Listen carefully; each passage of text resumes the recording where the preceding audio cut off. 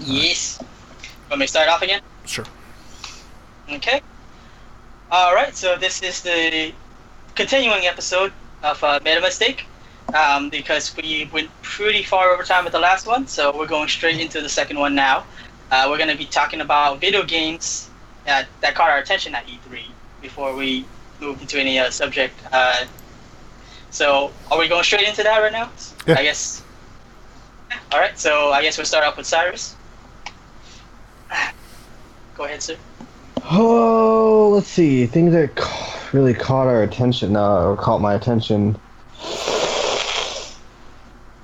I know what I'm going to talk about. The pressure's real right now. You can pass it if you want. Yeah, somebody else go first. I can't handle pressure. I'll take it because I just want to talk about this game because it wasn't. I would have mentioned it, but it wasn't part of any press conference per se. Oh, I know. Fortnite. Fortnite. It's a game that's been known by some people for years now. I just learned about it like right before the Microsoft conference started. They showed some stuff, and I was sort of ragging on the survival zombie fad going on, but this one looks like it's doing at least in theory, doing everything right about it. You had the fort building, you have a loot system, you have it's going to be sort of free to playish, but the whole hero gathering, new characters. It has, like, I'm a sucker for building bases in games, as long as they serve a functional purpose. So, like, not like Minecraft per se, but if they have like a specific game function tied to it, I love games like that. So that game is right up my alley. Yeah, and I'll be the first one to throw my hat in the ring and say, the minute I heard, another builder game, I immediately was like, great, Minecraft. And I heard, zombie survival builder, and I'm just like, all right, so it's gonna be, 7 Days to Die or something all over again. But then when I actually watched the content for it and actually seen it, I was just like, man, this game looks amazing. And I'm terrible at builders. I have zero interest in builders. I couldn't get into Little Big Planet because I'm not big on building. I couldn't, I don't have the aptitude to build my own level and stuff like that. I'd never gotten to Minecraft because I couldn't just sit there putting blocks together. I'll do that in real life. I'll get a box of Legos and build a house or something. But I seen this and I'm just like, this is awesome, and it's really something that can cater to a number of different players. And like I said, I'm not a builder. Casey, you are a builder. So it's like the perfect game for something like me and you to get together, especially with the different class types, of having somebody who can run out and, decimate hordes of zombies and gather loot while someone hangs back and fortifies the defenses and builds a massive castle. I will go out and I'll kill 1 million zombies for you, Casey. I'll bring you back 5 million piles of wood, and you build me a house. So to see something that can really incorporate, two, I don't know, I guess two pretty different genres of game styles there, where you have your zombie slaying survival, and you have your, house builder Minecraft, and you put those two together for a real action survival game. Some tower defense thrown in. Yeah, and it just... It's a game that can cater to a number of audiences, a number of players, and maybe even build new friendships and whatnot. Because, okay, well, I'm a third-person shooter. You're a builder. Well, shit, let's play together. Excuse my language. Sorry. Darn it, Cyrus. I tried. I made it so far. Made a mistake. Yeah. Mistakes were made. It's okay. It has some interesting sort of side things besides the gameplay, but the way they're incorporating the game that are pretty interesting. One being that it's going to be out next month for $40 is the lowest price, but it's going to be free to play in 2018. And the $80 edition that you can get next month, actually on the PlayStation Network, you can pretty much gift a copy to a friend which I think is the first I've heard where you can gift games through PlayStation Network. Like, I know about game sharing, but to actually gift a copy digitally, I don't recall that happening before. And it's something that's like, definitely... Oh, sorry, go ahead. No, I was just gonna say, I feel like they've done it with one other game at least, but I can't remember what. They probably have. I just don't know about it. And it's something that it's a feature that's definitely widely known again among like the PC community. Steam has a lot of sales where you can buy multiple copies of the game at a discounted price and send them over. But yeah, that right there is another another key feature. You know, you have friends, you play different types of games, but it appeals to both you. Well, everybody pitch in. You got the $80 or $90 whatever dollar it is, and you get a free copy of the game to give away. Or I think it's like $130 or $140 something copy. Yeah. I think there are 4 different price ranges. Yeah, and you get 2 copies of the gameplay. Not to mention, all the additional, founders. Yeah, bells and whistles, the founders loot and the loot, starting loot boxes and extra characters to start with and all that stuff. But like you said, I mean, the biggest key feature there is the fact that you literally get a discounted extra copy of the game to give to your friends and say, hey, you might like this, play this with me. Yeah. I don't know if it's discounted prices. I think it would be like the same price, because... Yeah, it's like buying 2 copies of the game because it's $80. Yeah. Well, yeah. I think the way it balances out is like if you bought like the $80 copy, you get the $60 like deluxe edition of the game and an additional standard copy of the game. So you're not saving like, you're not by any means getting like another copy at half price, but you are saving a little bit by pooling together. It's not so much as saving as you're getting more for your portion of the money. Yeah. Mm-hmm. Yeah. So Fortnite was actually probably my top game of all of E3. Only E3. Yeah. Well, it was. It just wasn't a direct conference. That's only counting the fact that Spider-Man and stuff has already been announced. So I've sort of taken that out of the equation, because Spider-Man probably would have been the top otherwise if I had just learned about it this year. Okay. So that's mine. Okay, so actually mine, I have kind of 2 more, I guess, just a little bit more focused on, not a little bit, a lot more focused on one than the other, but both games were announced at the Microsoft conference. One's not new. It's Black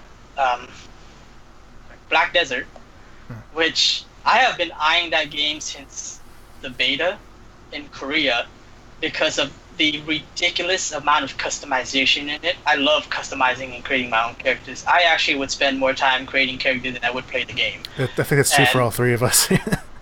Yeah. I probably, I could see myself getting that game. It's a launch exclusive for Xbox One X or Xbox One.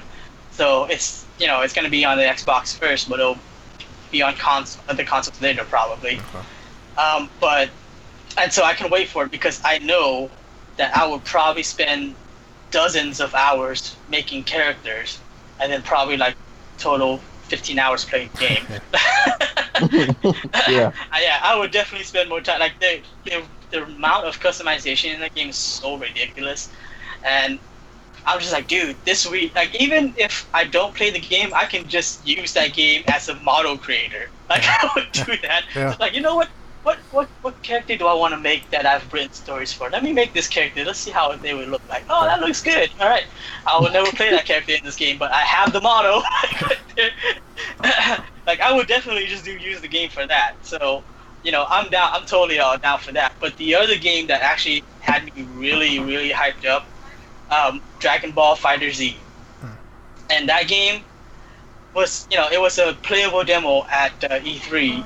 And that was the only game I cared to actually play, even between Yakuza and stuff like that, because Yakuza is such a huge game that I don't really care to touch just a bit of it.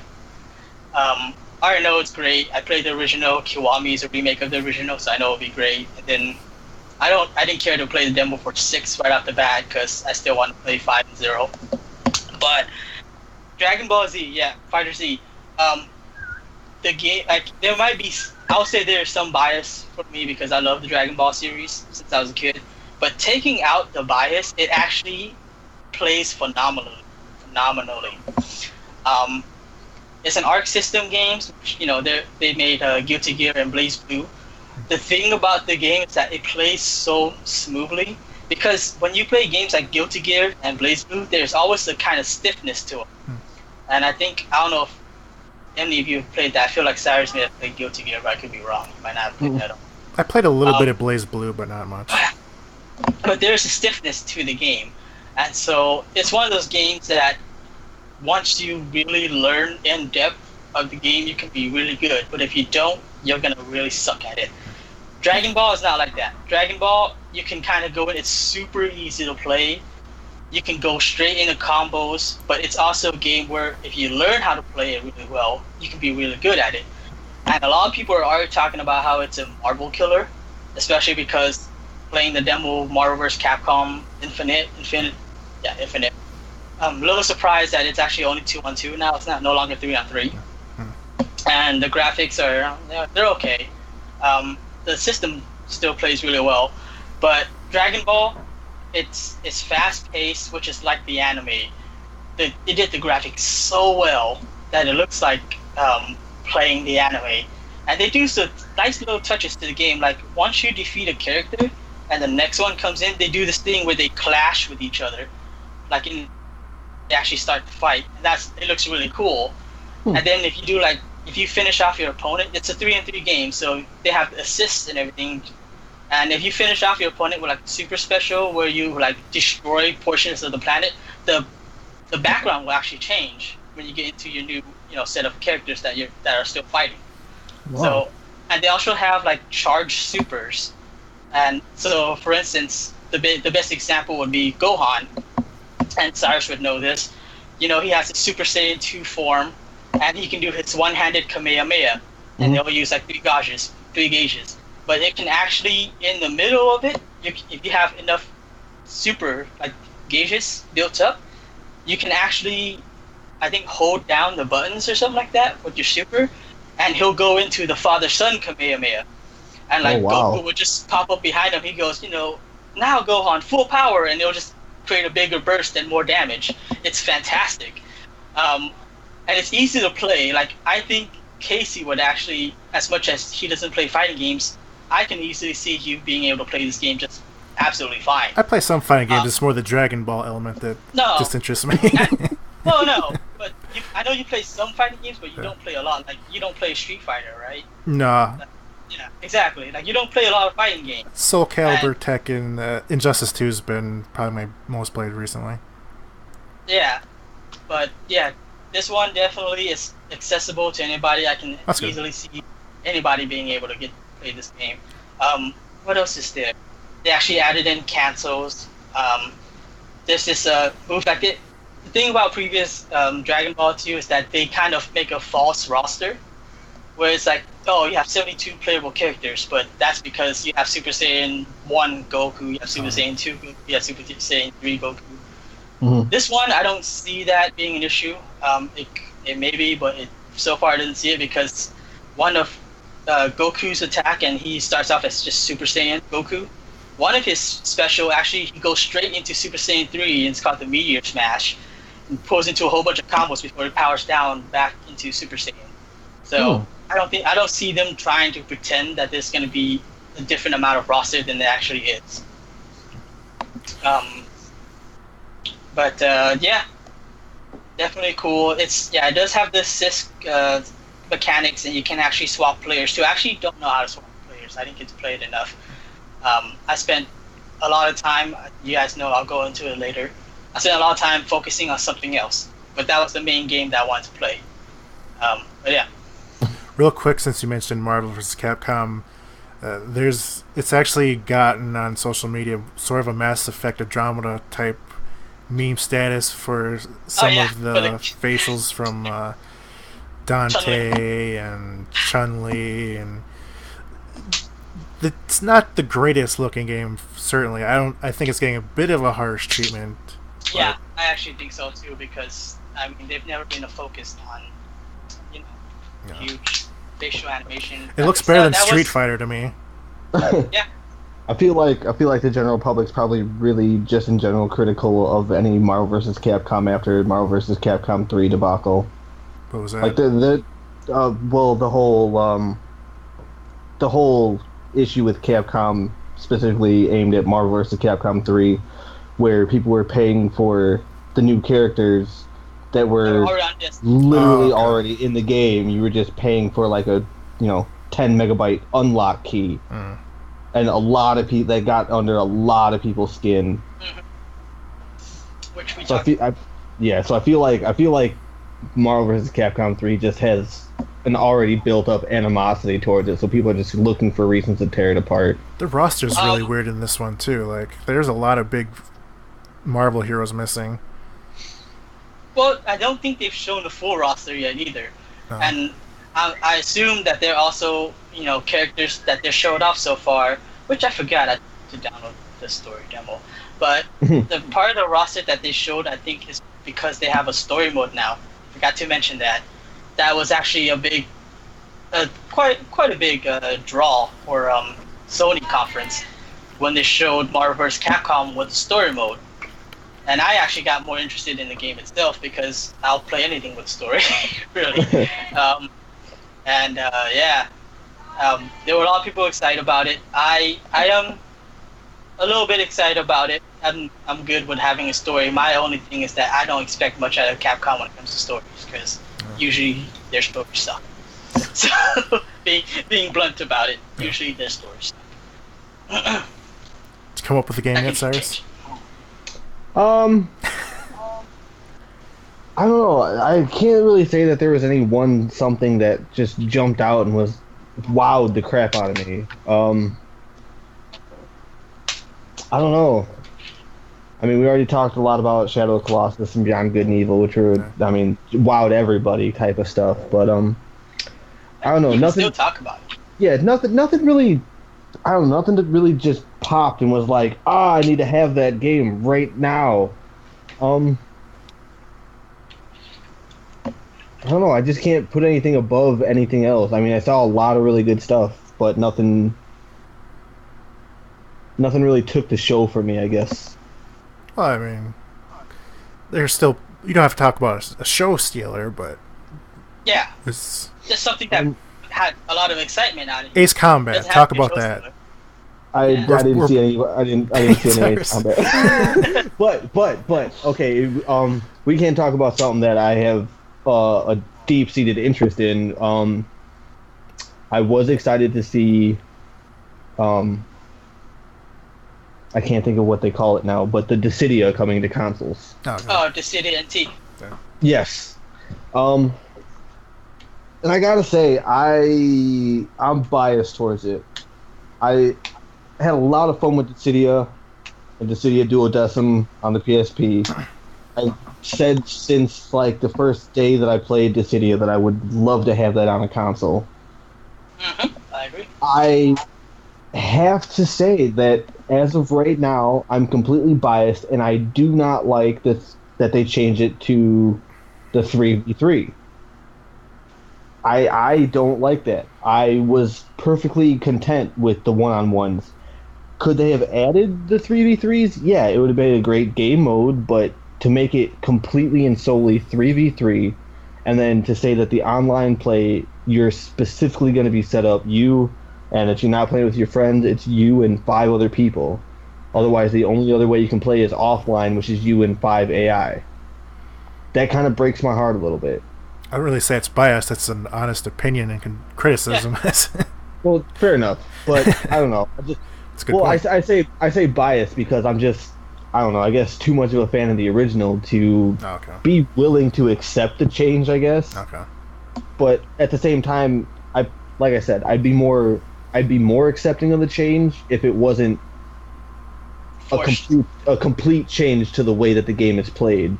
Maybe versus what it could have been. You know what I'm saying? Go ahead. Oh, is that confirmed that it would have to be 3v3? Yep. Yeah, I think I heard the 3v3 and I built a little bit of hype on the inside because I was watching them do the gameplay demos while they were talking about it, and they were the content that they were showing was one-on-one, And the guy even asked him about it, but he said no, that was just something that they did specifically for the demo purposes. But the game itself is 3v3.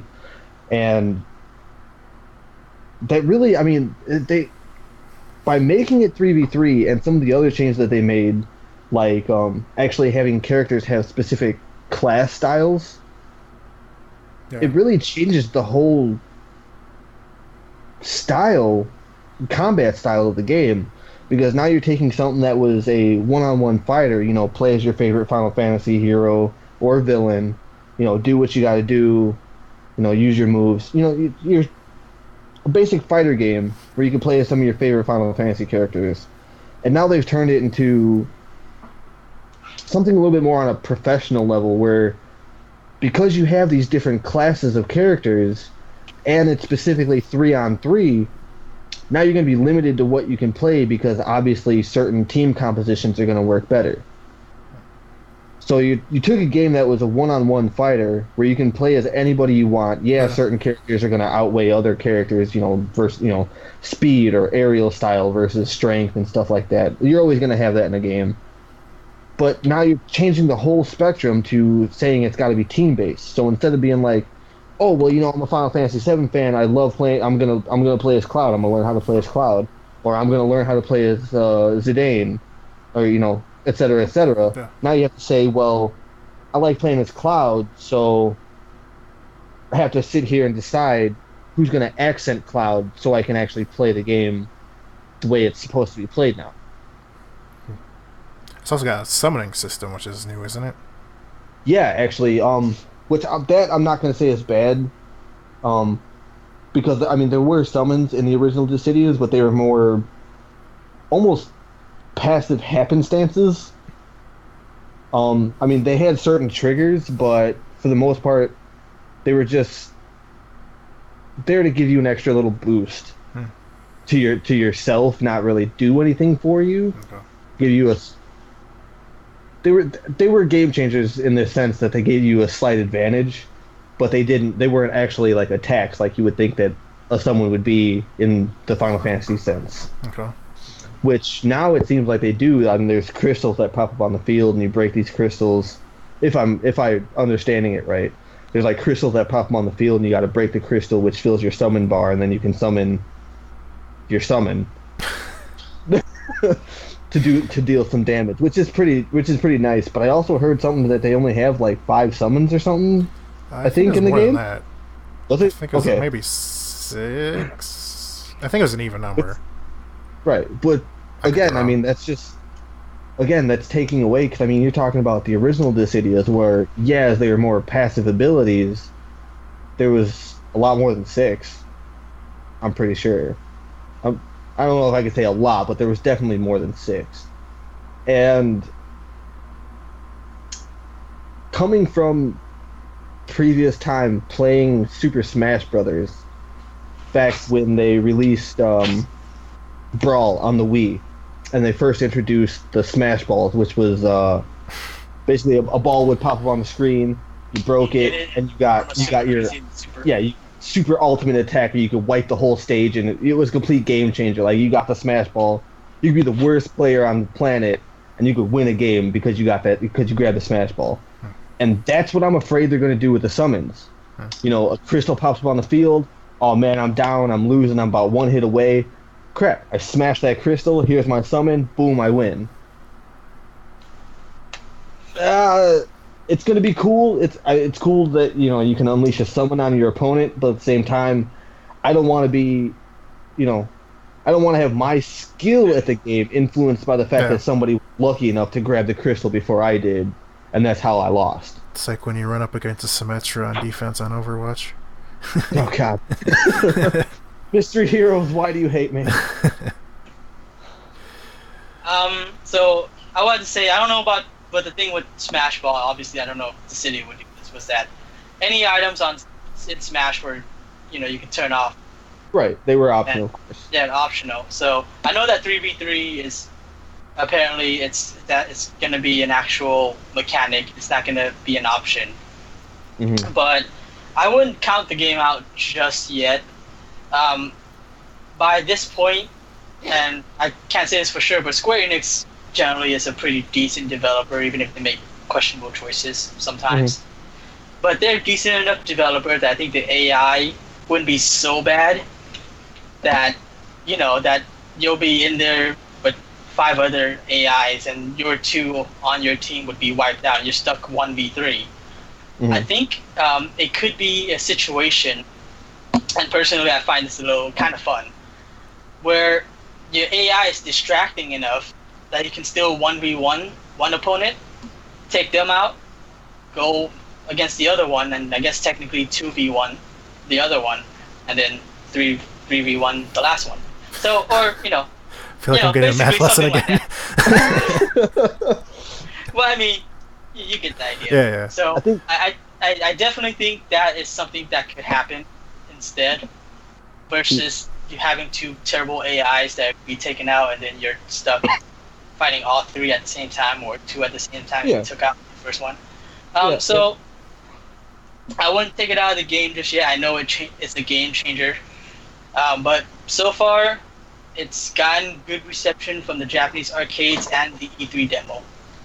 So I didn't wait in line for it, but the line was ridiculous. And the line was freaking ridiculous. I'm not going to say that I counted out, because I don't. I mean, I'll play it. I'll at least give it a shot. I have to. I owe it that, being a fan. I'm just skeptical going in, I should say. But and to comment, I'm not so much worried about the one, playing with 2 AI players. I guess I'm more afraid of the matchmaking system and who they're going to pair me with as 2 different partners if I choose to play online. Because it's... Yeah, again, I can see that being an issue. Yeah, again, it's one of those things where you can't rely on your own skill. You have to trust the 2 guys next to you, too. If they get wiped out right off the bat, it's not doing you any favors. So with me, then this is an issue with pretty much any multiplayer game, to be honest. And I can see why, because Dissidia is one of your favorite in the series, or, one of your favorite in terms of fighters. Personally, with me, I wouldn't even bother hopping online unless I know 2 other people I could play with are on with me. Otherwise, I'll be offline. Again, that's another thing, though, is that if you want to play with your friends, you have to have 5 friends, or 2 other friends, and you're playing against other people. You can't just have if I just wanted to jump on and play a straight match, just me versus you, we can't do that. Yeah. You can't have 2 AI each, or... Yeah, I was just gonna say that. From the way that they said it, from the way that they made it sound, no. I'm not gonna say that it's not, because I was, listening to him talk about this on the fly, pretty much. I had seen a thing... I don't know if that's true. Well, it could have been there because it was couch play, but they had one of the developers or the director have a competition with one of the presenters of that booth, and they faced off 1v1 with a wager or something, and was 1v1, but they each had 2 AI. So I'm not sure if that was online, or if maybe that's only exclusive to maybe couch fighting each other. I feel like even if it wasn't a feature, that's not a hard feature to implement. It is basically just private lobby matchmaking. So basically, which, like I said... Oh, sorry, go ahead. Oh, yeah. So basically, I don't see that.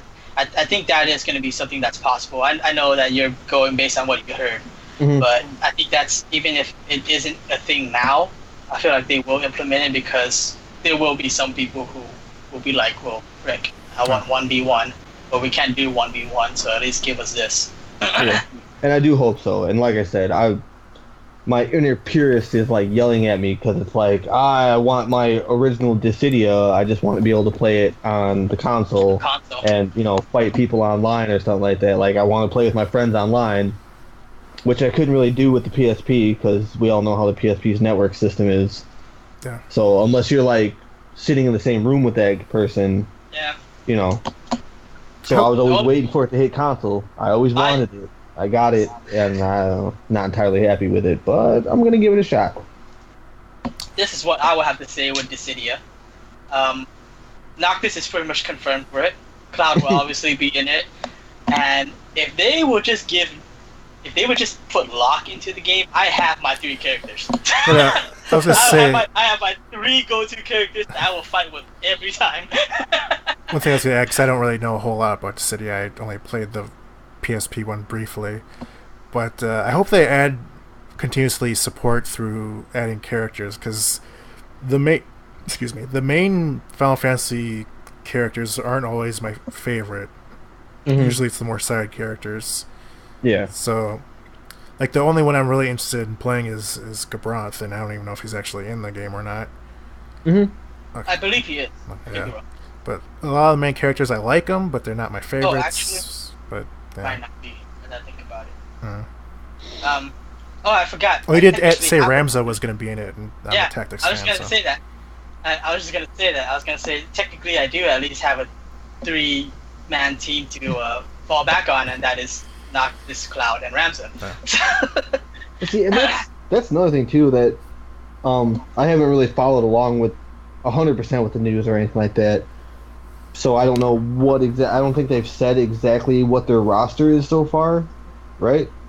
They have something of a roster because it was in Japan for quite a while. Well, yeah, that's true. That's true. There's pretty much all of the characters in the Japanese arcade will be there, and they have the added console characters, which includes Ramza, Noctis, and a few other.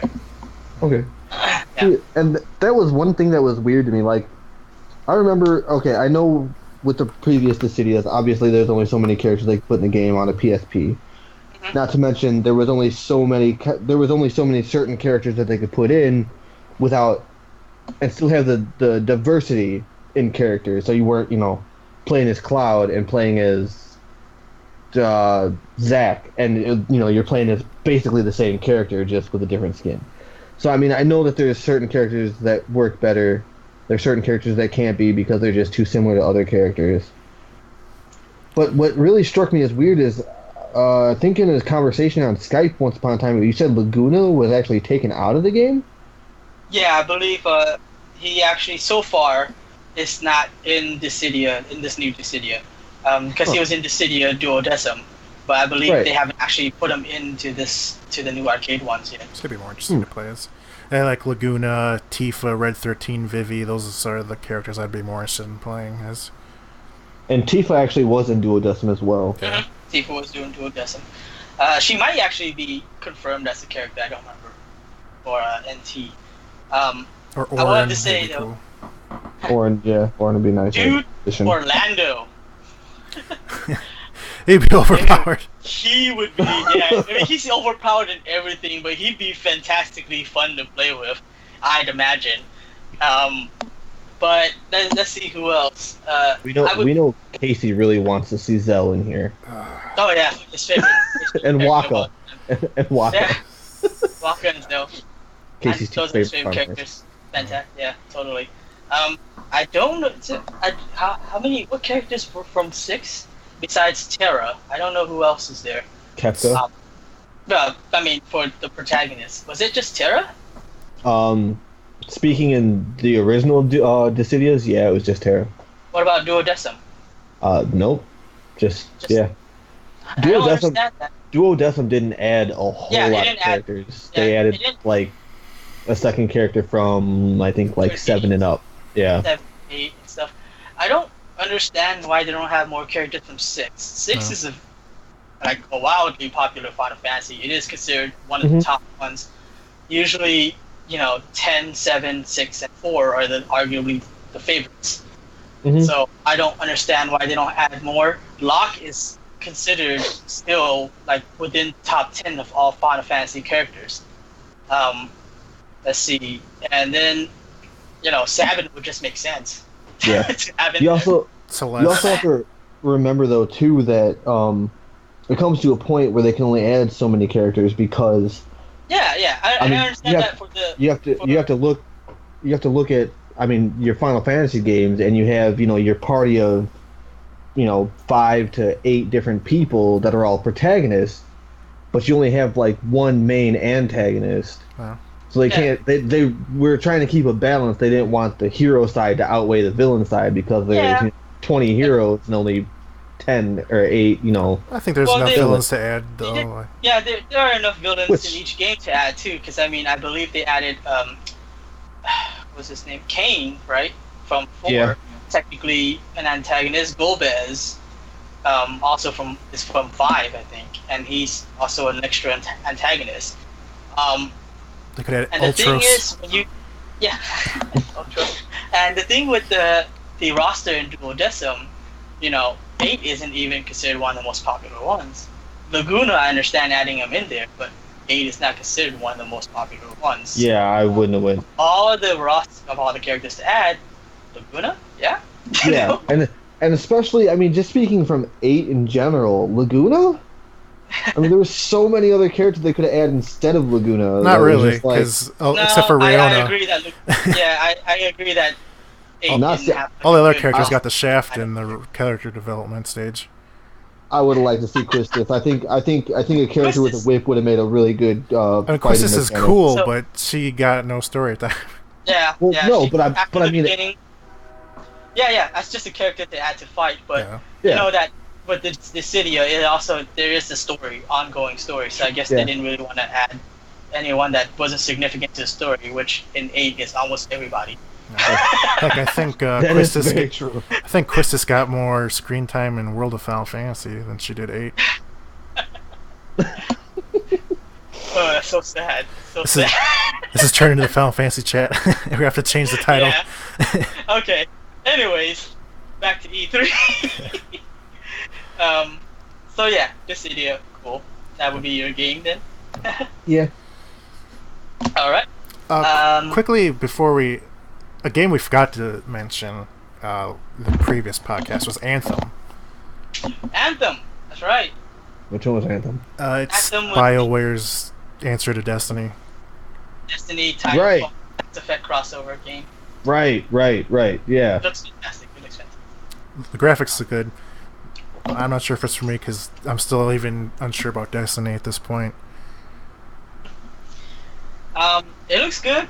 I'm down to get it. I might not get it on release, Yeah. but we'll see.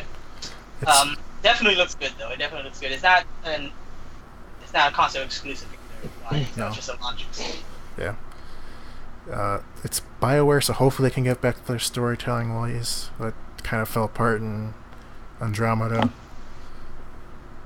It definitely kind of gave me that feel of a Mass Effect meets Dragon Age kind of game going on. Yeah, I'm a little worried because I think it was kind of hard to tell for sure, but the characters interacting were supposed to be the perspective of the players communicating, not the characters.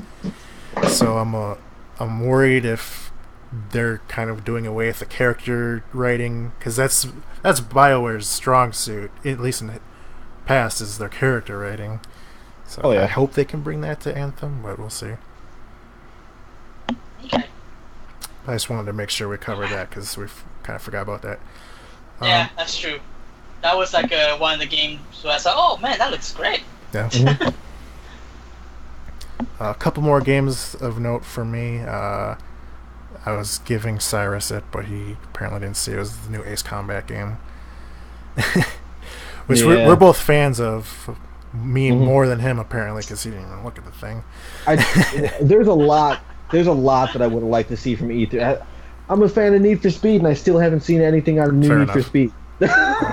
Payback on EA, wasn't it? Wait, what? What was it? Need for Speed Payback was shown at the EA conference. I didn't see the EA conference.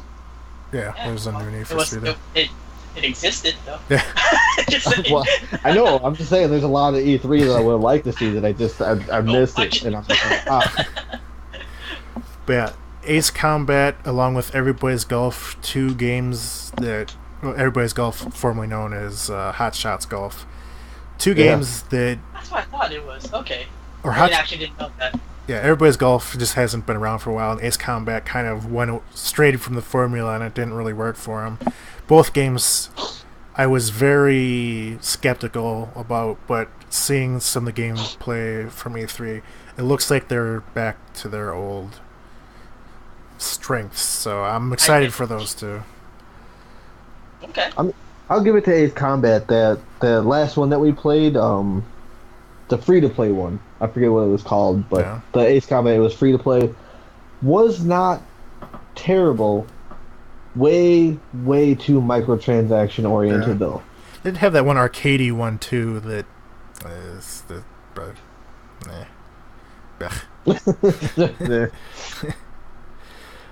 um, let's see. But I don't have. Oh, go ahead. Oh, on that note, just as a random topic of thought for the viewers and whatnot, but if we're seeing a solid comeback from Ace Combat, can we expect to see perhaps a comeback from Armored Core? Could be Possibly. Front Mission. That is a Bring possibility. that game back to its origins. A game I don't have VR, and I won't be having it anytime soon. But the Moss with the little mouse, that looked freaking adorable. Oh, yeah. Well, you don't play as the mouse though. That's the part that kind of disappointed me. To be honest. Yeah, but you help them along like a puzzler. Yeah. So I don't mind that. Yeah. I got it. I mean, Yeah. I don't mind. I don't super mind it, but it's not a game that I probably would get on. And I think the last of the sort of under the radar announcements that weren't necessarily in conferences was XCOM 2 expansion. I'm a big Oh, yeah. XCOM fan. At least the newer ones. I tried like the really old one, and I wasn't a fan of that one, but the newer ones. I think. Sorry, Soulo, have you streamed it yet? Any of the XCOMs? Have you streamed XCOM yet? I think I streamed the first XCOM, Okay. Enemy Unknown, because I made characters for all the Project Crystallis members we had. Okay. Yeah. Except for one, because I couldn't get a freaking fourth sniper for ages. Don't think I ever did. XCOM, it's a big stream game amongst our group, with adding chat members and friends and in there, and all customization, and all your friends dying, and when missions go awry, you can blame your chat members. Like, you missed the shot! 80% and you missed it, Cyrus. I didn't do it. Solo shooting your own Yeah. teammate in the face. Solo killed our friend Nancy in a panic shot. Oh, no, wait, no, Nancy killed him I was gonna say, I don't think I killed him. in a panic shot, but Solo was the first one. Look, we didn't even know that mechanic was in the game until he panicked and shot another chat member in the face. What was it? And then somebody got hit in the back of the head with a rocket. Was it Mookie? No, Oh, it was... He's not around anymore, but his name was Sky. Oh, right. Oh yeah. That's right, I do remember. Okay. Yeah. That was entertaining. Nolan North is voicing a character in the new XCOM expansion. Nice. Alright. Adding new classes. But yeah, that's pretty much it for me then. Yeah, I'm sure there were some other ones that caught my attention. I kind of mentioned it in the last podcast. I feel like there were some in Microsoft that was mentioned that I actually was like, oh, cool, but and they weren't exclusives. I just can't remember what they are. I mean, Code Vein looked interesting, Yeah. but I think people already knew about that game. What? I don't remember That was... anything else. I didn't know about that one. That was a surprise to me. Just another one I would have liked to see more on, and I missed it at the conference. Some of those indie ones, like the one with the guitar thing, that was talked about quite a bit. There's some, Ashen? yeah. Wasn't Ashen or Ashes? Ashen. I think I know what Sounds you're talking familiar. about. I don't remember the name. The Last Night looked good though. I think it was called The Last Night, right? It's an indie looking game too. That the I don't know. All those indie games went by so quickly. It was hard to remember. yeah. Even though I know like Lord of the Rings hype is Oh, right, pretty far died down, Shadow of War looks really good. It's another game I forgot. Yeah. I I enjoyed Shadow of Mordor. I haven't finished it yet, so I can't say much for it story-wise, but gameplay-wise, it's pretty damn solid. I did it again, I'm sorry. It's pretty darn solid. Combat style really remnant of like the Batman Arkham games with punch, kick, counter, block, etc. Yeah. It seems to progress really nicely. Shadow of War really stepped it up by putting it in your hands, not only to take out, the leaders on the opposing side. Commanders. The commanders. Thank you. Not only taking them out, but actually enlisting them into making your own army to take on fortresses and stuff. Seems like a really, really cool mechanic.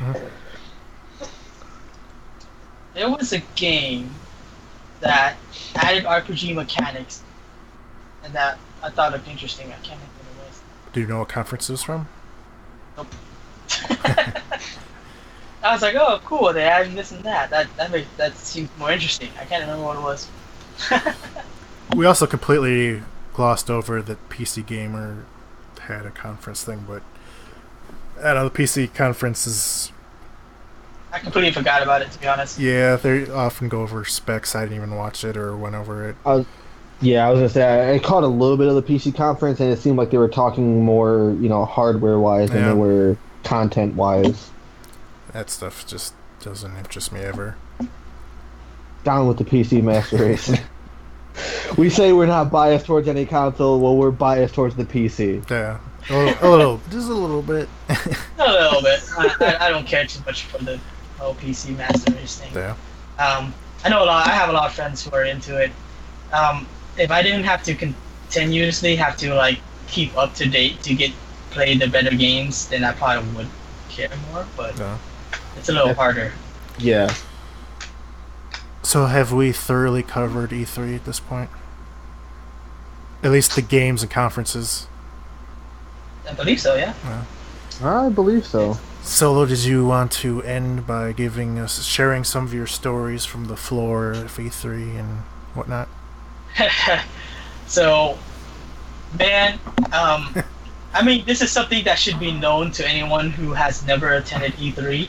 It loses its charm probably after the first time you go. I know everyone's excited to at least go to E3 once. Yeah. But this year obviously was actually open to the public. People were able to buy tickets. I talked to a lot of people who were the first time. I will say that there were more people who were very excited and very happy with their first E3 experience, which is ironic because this is probably the weakest E3. But yeah, people had a good time. Personally, like I said, my main reason for going was Christmas gifts. Not gonna go into too much detail in case the people that I'm getting them for or whatever to watch this. I doubt it. But basically, I brought a lot of stuff to get signed. And the thing about E3 that you don't know is that it's cool and everything, but it gets stressful and exhausting very fast. The reason why is because of how the scheduling works. When you want to, go to different booths,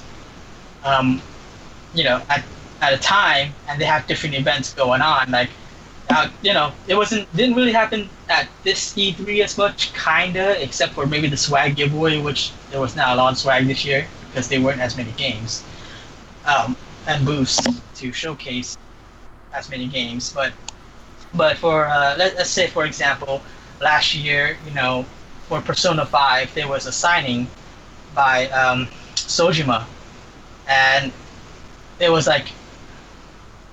sometime 2 o'clock or something.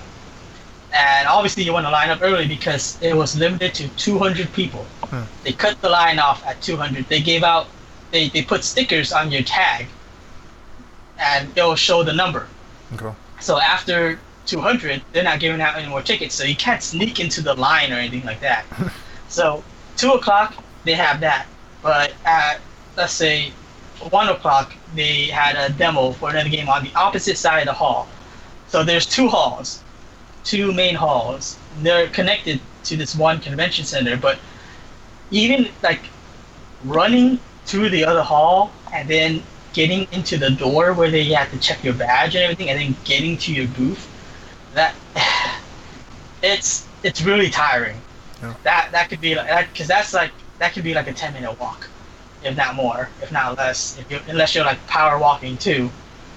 And then they're done with the thing and you still want to get in line early, so you have to run all the way back to the opposite booth.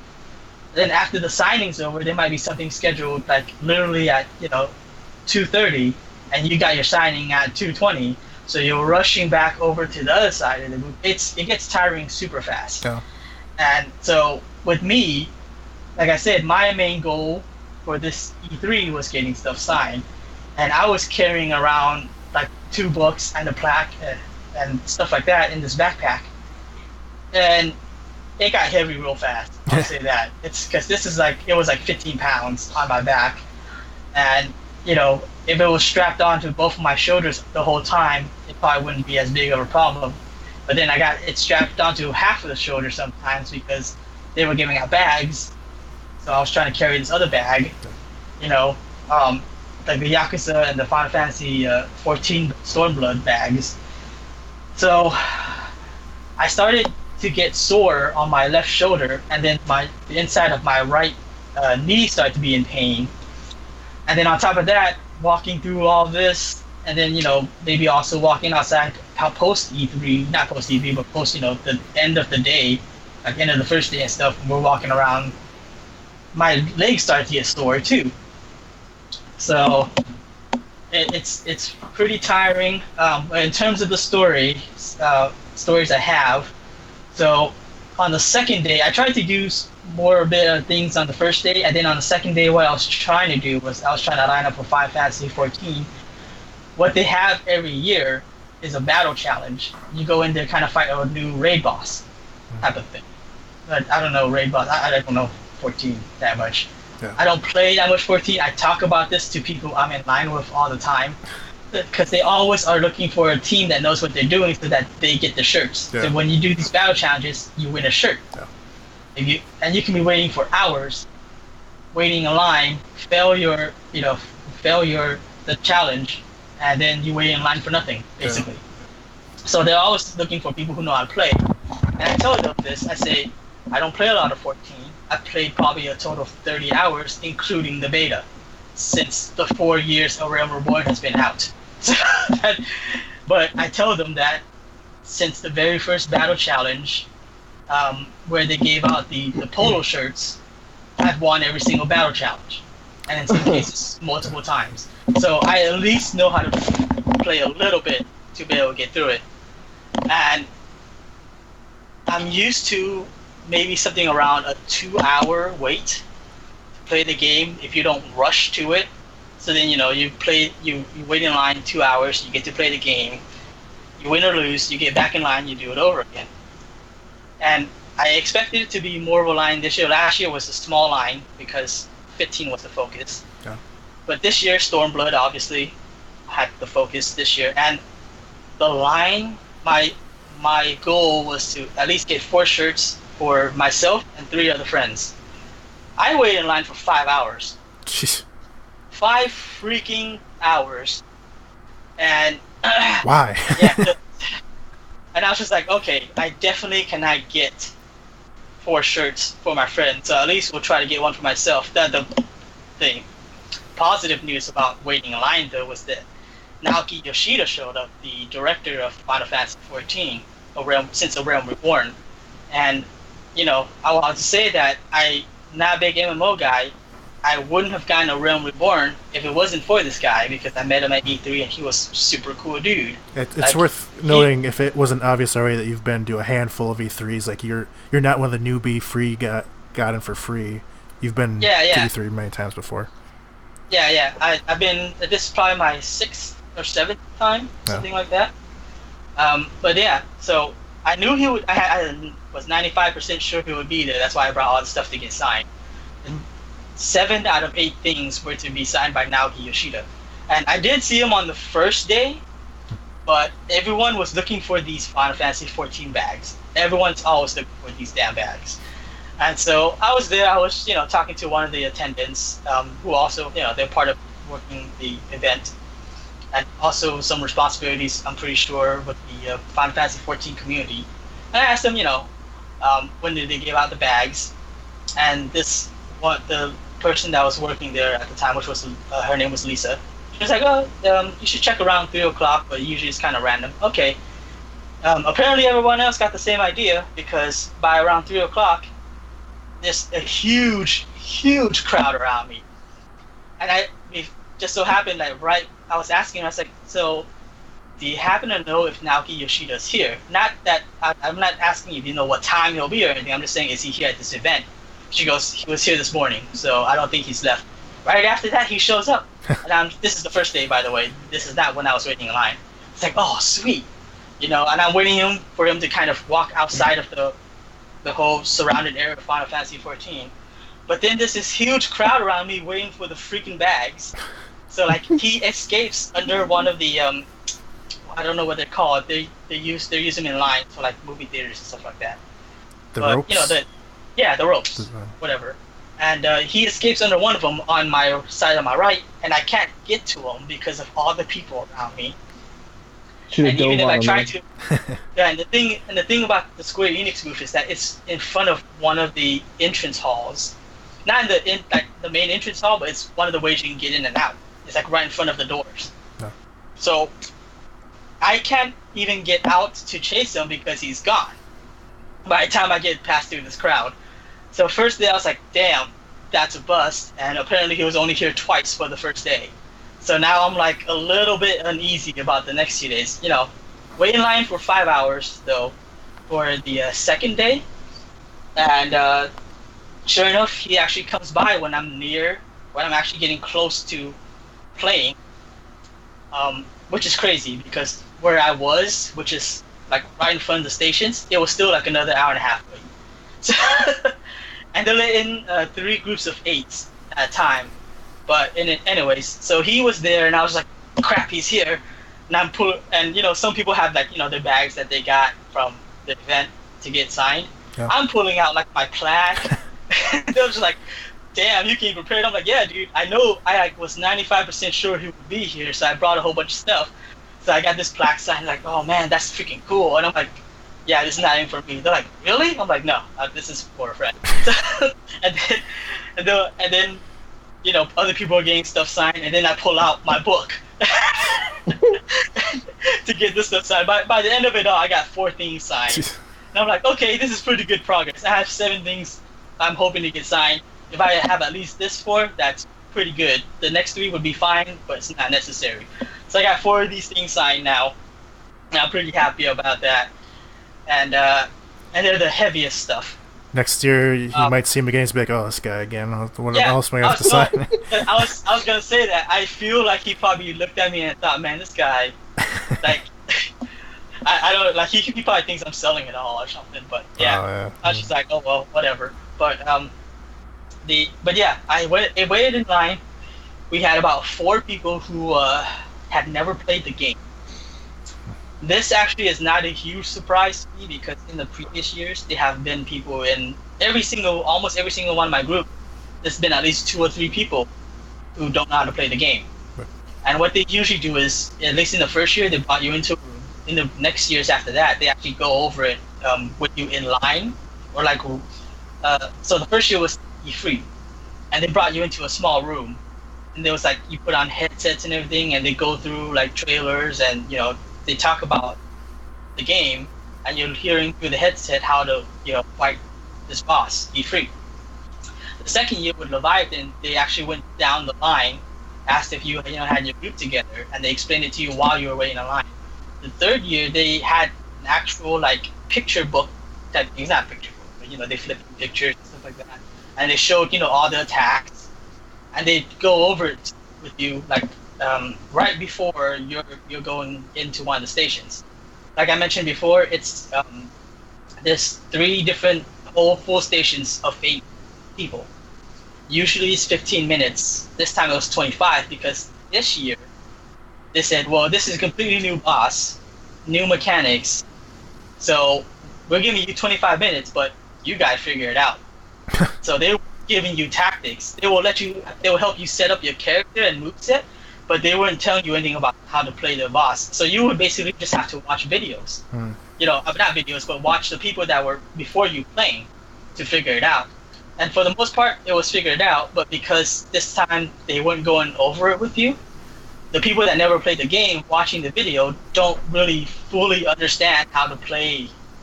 And we failed big time. Like, I have never failed to the point where I didn't win a shirt. Like, you have as many tries as you can until your time limit. And for this one, 25 minutes, we failed like 7 or 8 times. Wow. Like, we got wiped in taking down like 1/8, 1/6 of his health. Like, we were doing so terrible because, like, yeah. I mean, there was only at least 3 of us that knew how to play. 4 people have played the game before, but only 3 of us really knew. I didn't really know how to play the game, obviously, but I know well enough to keep myself alive and play my role. And I was one of the few people that didn't die, like, the whole time. I would only die when they were like, okay, it's a wipe. I'm like, oh, I didn't notice everyone around me was already dead. Alright, walk right into an AoE and get myself killed. So 5 hours, technically 6 hours, including, playing the game. No, sure. But I got 4 things signed by Naoki Yoshida. But at the same time, my pride was like, okay, I did not just wait 6 hours for one day and not win a shirt. I'm coming back tomorrow, and I'm gonna. One of the reasons actually was the fact that the people I came with didn't get up in the morning right away and get ready fast enough. So when I got there, it was 10:15 and the event opens at 10. So very end of the line. To the point where they almost told me not to wait, but I ended up waiting anyways. The third day though, when I went in, I tried to leave early. I was in line by like 9 o'clock actually, I think. And they actually were starting to let people in around 9:30. So when I got in line, it was 9:50, 10 minutes before the event actually started. So I was about 1.5 hours away from actually playing. So way less wait. And then I also talked to the 3 people behind me. They knew how to play the game. Great. Talked to one of the guys that I talked to, or I beat last year's challenge with. He's like, oh, where are you? I'm like, oh, I'm right here, I'm right in front. Naoki Yoshida shows up again. And this time, the funny thing is, if I hadn't said anything, no one would have known that he was there. He walked right past half of the line by the time we were getting close to the stations. Like, I was in line for probably about half an hour at this point already. And he walked right past the line, from the end of the line to the front. And while I'm talking to these guys, I see him, I'm go, Yoshida-san! And then everyone looks over, it's like, oh, he's there. And I'm pulling out my things again to get signed. And obviously, I know that I'm being a douche because I'm getting so many stuff signed, so I always offer people around me, it's like, hey, you have Final Fantasy 14 stuff, like your bags or something? I have 4 pens, so if you want anything signed, bar 1 for me. So, like I said, no one even recognized him at first. This time, after I had called him out and he had a few things signed for the people around me, not even me yet, the people around me, there suddenly was a huge line just to get a signing with him and a picture with him. Like, it had its own independent line this time, as opposed to the day before. So, but I ended up, I think, getting 2 more things signed, and another picture with them because why not? And I talked to one of my friends. He was pretty starstruck because he saw it there and he recorded a birthday video for his girlfriend, I believe, which was pretty cool with Naoki Yoshida. And so then he had 3 other people, so I made a perfect team of 8. And this time we did it in one try. Like, we went in there and just it was so funny too because I was bugging one of the guys next to me. I'm like, okay, I know how to play my roles, I know the buttons and everything. I don't know how to switch abilities. So can you help me at least switch the abilities so that I can actually activate them in battle and everything? And he was like, oh man, we only have 3 minutes left. Just do this and do that and do this. I'm like, I don't think you understand. I do not know how to switch abilities. Like, you don't understand that. I know what abilities I need. We talked about this. I know what abilities I need. I don't know how to switch abilities. That's the problem right now. And so by the time we get into the fight, they give you 5 minutes of prep time. By the time we get into the fight, I have the wrong set of abilities equipped. So I'm going here, I'm just like, okay, I can only use 2 abilities going into this fight. So I'm just using 2 abilities. We still beat him in 1 try. Nice. Yeah. Like he's actually a really easy boss. It's not because there's only 3 difficulty modes now. They were telling me it's not even hard mode. It's normal mode. It's just the fact that you have to figure out how to, the tactics against him, and that's it. And you just have to know how to push buttons and not be stupid and be in the AOE when he activates them.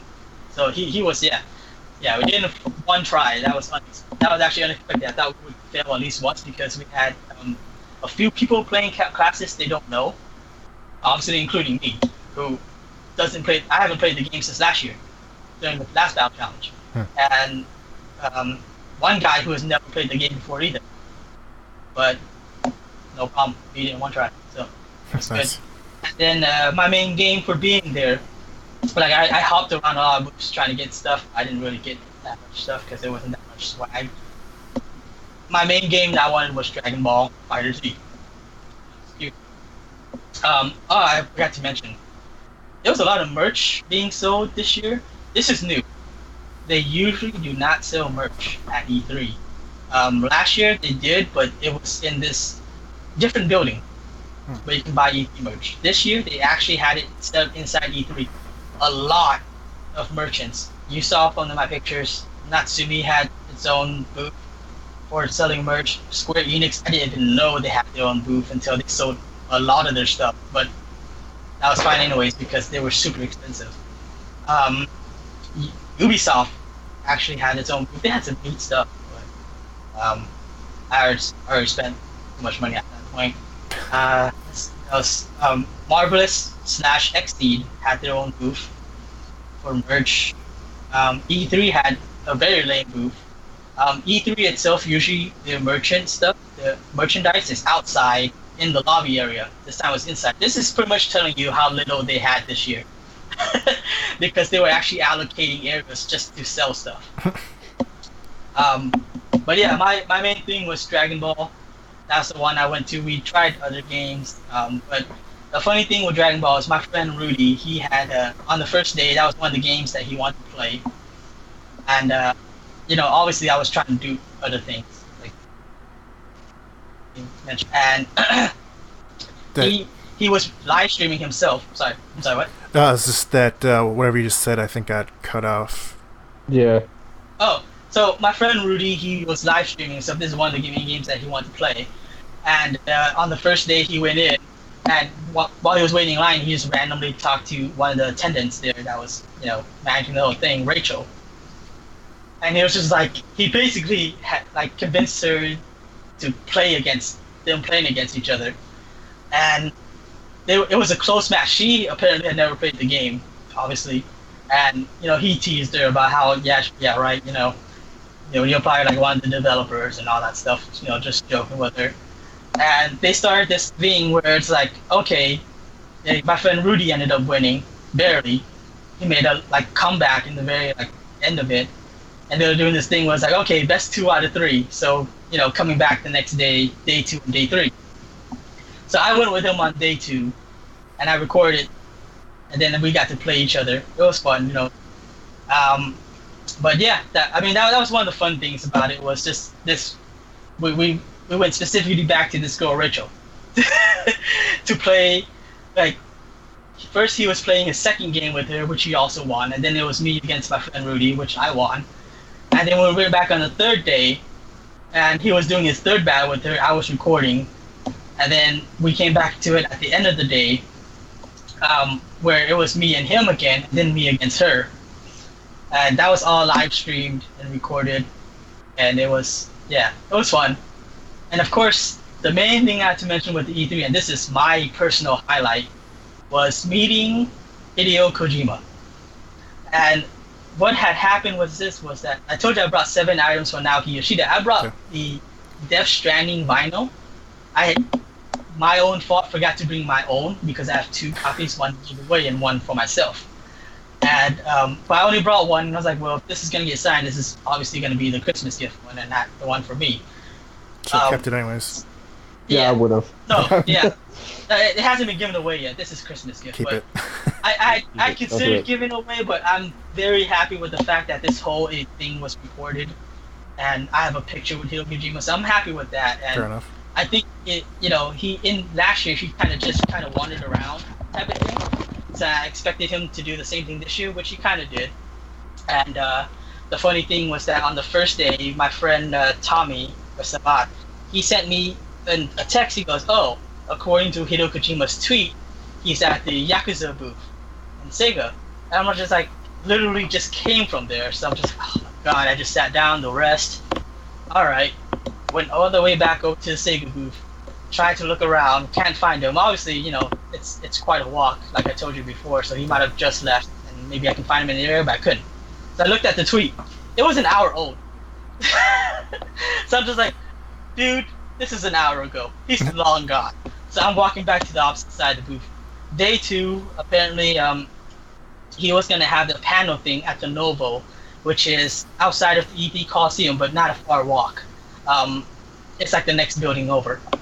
And so I can't get in because my friend Tommy's girlfriend had my car keys. She was the one driving around town for that day, and or before we went into E3 and stuff, she was the one driving the car.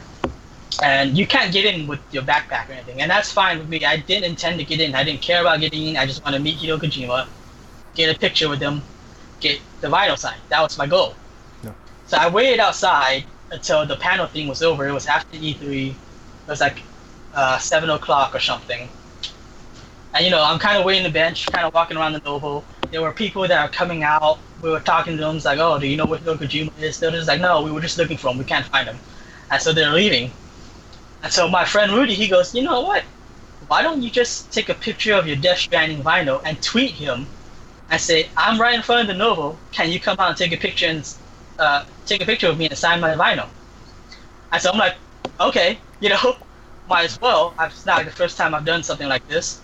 So I took a picture of it and I tweeted him, and we waited 10 minutes in front of the Novo. Me, I'm holding like the vinyl like this, like so like a total nerd basically. And there were some people exiting. My friend Tommy's, his friend, was like giving up. He's like, oh man, no one inside has even found him yet. He's probably long gone. You're not gonna get to see him. 10 minutes later, he's going down the escalator. And it's just like he came down that E3 ramp last year. And it was so funny because I'm here holding this vinyl, and my friends are like, there he is. And I thought I initially didn't see him because he's with a crowd of other people. Yeah. And I was just like, I thought he might have been like joking. And then I spot him, and he's looking back at me. And Low Roar, the band that did the music for Death Stranding, are there with him, and they see me. And they started laughing, and they were pointing and they're like mouthing like that's the guy from the tweet, like. And so he comes down, and it's like, and I have the plastic wrap on it. What's it called? Shrink wrap. The plastic, the shrink wrap on it. And I'm just like, my hands are shaking. I'm trying to rip this off. I'm like, oh my god, you get this off. I'm like, Kojima sign, and I'm just like, can you sign this for me? You can take a picture. And one of the guys is like, oh, and what about these guys, Low Roar? I'm like, oh yeah, awesome, dude. So I get it signed. That song's really good, by the way. And Low Roar, yeah. So and then I got a picture with them. So it was great. And then there were some people around that were just like, oh man, if anything, let's get a picture with Hideo Kojima and Low Roar. I think there was also one more person that brought a vinyl. She wasn't with us when we were waiting and all that, but she came by when she saw that I was getting the vinyl signed and getting the picture and stuff like that. That's so awesome. I mean, I'm sure she was kind of wandering the area too, but yeah, that was my highlight of E3. That was awesome. That's pretty cool. We also talked to Adam Perez, but yeah, dude, that was my thing. I was just like, man, I was looking at my vinyl. I'm like, man, kind of want to keep this, but I'm pretty happy that I still think you should keep it. No. It's a gift. Like I brought it there with the intention of giving it away, so I will. But I hope maybe next year I can get my own personal copy signed. I even have a Kojima production shirt that I bought there, so maybe I can get that signed too from when he was descending down the stair or escalator, was the Mad Max theme playing in your head mentally like it was last year? No, it wasn't. Although that would have been epic too. Yeah. Oh yeah. No, dude, I was literally just shaking, and my friend Rudy's like, he's recording the whole thing. He's like, "Oh, this is what happened." You know, we tweeted to him. 10 minutes later, he came out. So. That's pretty cool. Yeah, that was awesome. That was my highlight. So yeah. Anything That's else? That's the last. Okay. I don't think there's anything else. Like, that might be the last thing. We went quite a bit over scheduled timing tonight. Yeah. Even our second fine. podcast was over like the 30-40 minute range that we wanted. Hey, it's E3. It's big. We got to go big too. Solo went there personally. Yeah. I think we should wrap that up there, though. My back's killing me. It's all good. It's our only second podcast, so no big deal. Well, it's our third technically podcast. Yeah. Well, thanks for joining, everybody.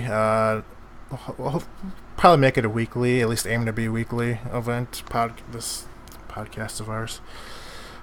Over time, we'll upgrade our presentation. Right now, it's very bare bones, so we'll hopefully improve on that as time goes by. Trial and error.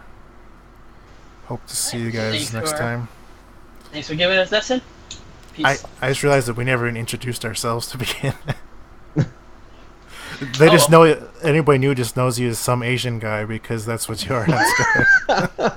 They don't even know who I am because I don't have a name or anything on mine. You're Mr. M. Episode 3. Yeah, just quick. Right. Cyrus, obviously that's Cyrus, top left. Soulo is some Asian guy, and my name's Casey. Alright, I'll see everybody next week, hopefully, assuming we go weekly basis. Have a good rest of your days. Thanks for watching. Take it easy.